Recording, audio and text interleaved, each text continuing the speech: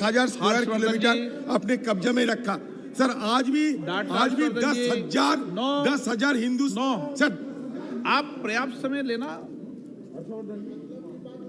Doctor Harshvardhan जी, गंभीर संवेदनशील विषय पर आप सदन के फ्लोर के नेता हैं, हम गंभीरता से इस पर बीएससी के अंदर चर्चा करेंगे, फिर आपस में चर्चा करेंगे बैठकर। Thank you, sir, for giving me this opportunity.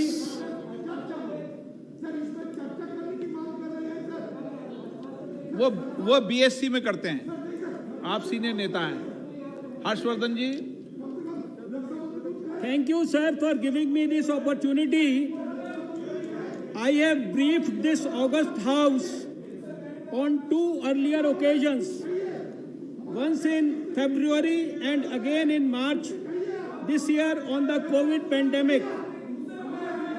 I would again like to brief the honorable members on the current situation of COVID-19 pandemic and the actions taken by the Government of India. Since my last briefing, the World Health Organization declared COVID-19 a pandemic and asked all countries to take urgent and aggressive action against this public health crisis. As on 11th September 2020, 215 countries, territories worldwide are affected. As per WHO, there are more than 2.79 crore confirmed cases across the world, with more than 9.05 lakh deaths, with a case fatality rate of 3.2%. As on 11th September 2020, a total of 45,62,414 confirmed cases and 76,271 deaths, with a case fatality rate of 1.67% have been reported in India. As many as 35,42,663, that is 77.65% cases have recovered. The maximum cases and deaths have been primarily reported from Maharashtra, Andhra Pradesh, Tamil Nadu, Karnataka, Uttar Pradesh, Delhi, West Bengal, Bihar, Telangana, Odisha, Assam, Kerala and Gujarat. All these states have reported more than 1 lakh cases. With our endeavor to manage COVID-19 through a whole of government and whole of society approach, India has been able to limit its cases and deaths per million to 3,328 cases per million and 55 deaths per million population respectively, which is one of the lowest in the world as compared to similarly affected countries. Many of the epidemiological parameters such as mode of transmission, subclinical infection, period of virus shedding, role of immunity, etc. are still being researched. Once a person is exposed to the infection, the disease may develop any time between 1 to 14 days. The main symptoms of COVID are fever, cough, and difficulty in breathing. In our country, about 92% of the cases. माननीय मंत्री जी, आपका वक्तव्य बहुत लंबा है, सदन भी सहमत है, आपके वक्तव्यों को हम लेकर आ देते हैं, सबको बांट देंगे। कोई उसकी जो मुख्य बातें बोलकर और लेकर आ देते हैं, क्यों? Sir, I feel that this is a very important issue, and each and every member should be apprised, and I think they should have नहीं, आपका पूरा भाषण सबको बांट देंगे, आप मुख्य बातें बोल दें इसमें से। Sir, I think I will try to finish in 10 to 15 minutes, sir. You have given so much of time for other things also. Many of the epidemiological parameters such as mode of transmission, subclinical infection, period of virus shedding, role of immunity, etc. are still being researched. Once a person is exposed to the infection, the disease may develop anytime between 1 to 14 days. The main symptoms of COVID are fever, cough, and difficulty in breathing. In our country, about 92% of the cases are reported to be having mild disease. In only about 5.8% of cases where oxygen therapy is required and the disease may be severe enough to require intensive care, so only in about 1.7% cases.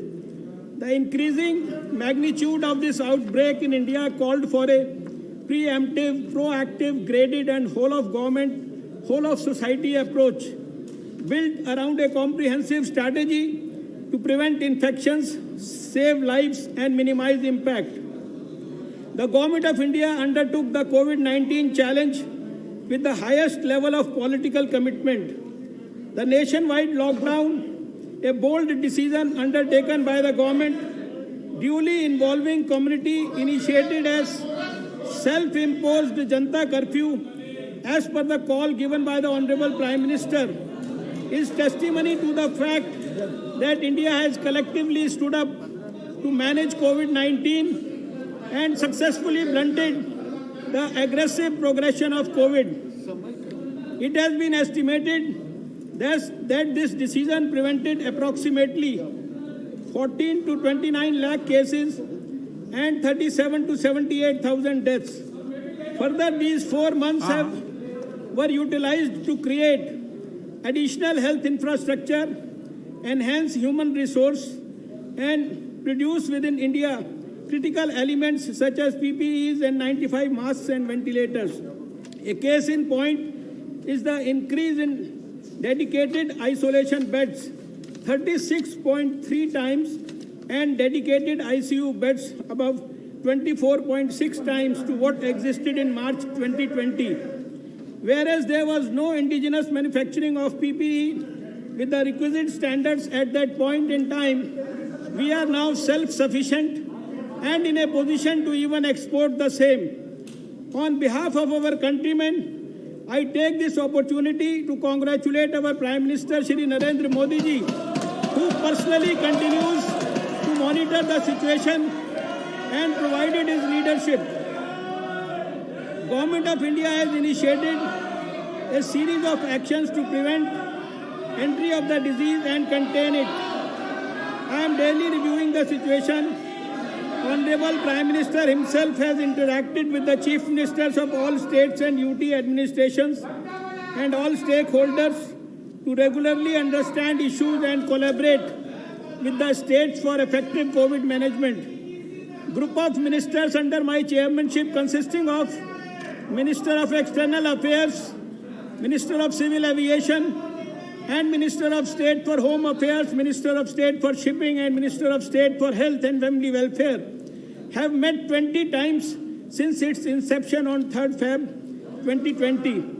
Committee of Secretaries under Cabinet Secretary has taken regular reviews with all related ministries of Health, Defence, Ministry of External Affairs, Civil Aviation, Home, Textiles, Pharma, Commerce, and other officials, including with the State Chief Secretaries. Under the overall guidance of Honorable Prime Minister, Ministry of Home Affairs, Government of India has constituted 11 empowered groups on 29th March 2020 on different aspects of COVID-19 management in the country to take informed decisions on issues ranging from medical emergency planning, availability of hospitals, isolation and quarantine facility, disease surveillance and testing, ensuring availability of essential medical equipment, augmenting human resource and capacity building, supply chain and logistic management, coordination with private sector, economic and welfare measures, information, communications and public awareness, technology and data management, public grievance, and strategic issues related to lockdown. These groups have recently been restructured on 10th September based on the need and the evolving scenario. My own ministry is constantly reviewing the evolving scenario. Video conferences are being held with states regularly. We have held 63 video conferences so far with state health ministers, health functionaries, and district level officials.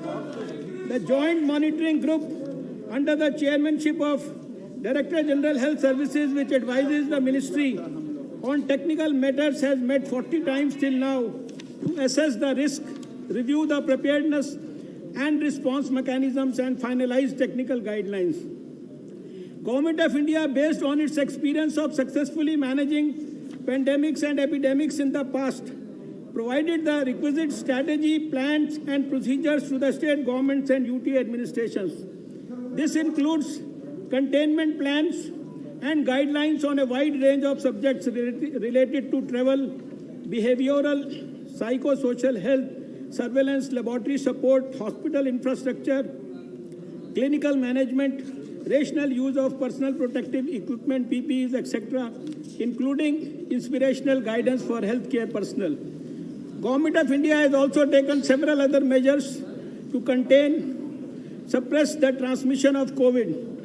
First travel advisory was issued on 17th January 2020, and as situation evolved, the travel advisories were revised in a graded manner. Universal screening of passengers from all countries was introduced, and up to 23rd March 2020, till suspension of all commercial flights, a total of 14,154 flights with 15,24,266 passengers were screened at the airports. In addition to airports, about 16.31 lakh passengers were screened at land border crossings, and about 86,379 persons were screened at 12 major and 65 minor seaports. Presently, Government of India has advised no scheduled international commercial passenger aircraft be allowed to take off from any foreign airport for any airport in India from March 22, 2020, except under Vande Bharat mission on May 7, 2020, which aims to bring home stranded Indians in many countries due to COVID-19 pandemic. Temporary air travel arrangements, transport bubbles between India and 9 other mutually consenting countries aimed at restarting commercial passenger services have commenced. They are reciprocal in nature, meaning airlines from both countries enjoy similar benefits. Guidelines for international arrivals have also been issued by the Ministry on 24th May 2020, which were revised on 2nd August 2020. Prior to the lockdown 1.0, Government of India evacuated Indian nationals from Wuhan in China, Diamond Princess cruise ship in Japan, from Iran, Italy, and Malaysia. Under Vande Bharat mission, as reported on 11th September 2020, a total of 12,69,172 passengers have been brought back to India. Community surveillance was initiated initially for travel-related cases and subsequently for cases being reported from community by Integrated Disease Surveillance Program. As on 11th September 2020, a total of about 40 lakh persons have been kept under surveillance, and extensive contact tracing of all positive cases is regularly being undertaken through disease surveillance network so as to break the chain of transmission. Ministry of Health and Family Welfare released containment plans to contain cluster and large outbreaks on 2nd March and 4th April 2020 respectively, and these plans were updated from time to time. The containment plans envisage a strategy of breaking the chain of transmission by defining containment and buffer zones, applying strict parameter control, intensive active house-to-house. वक्तव्यों को सदन के पटल पर रख दिया मान लिया गया है। सहमत हैं? Item number 6 Shrimati Nirmala Sitharaman ji.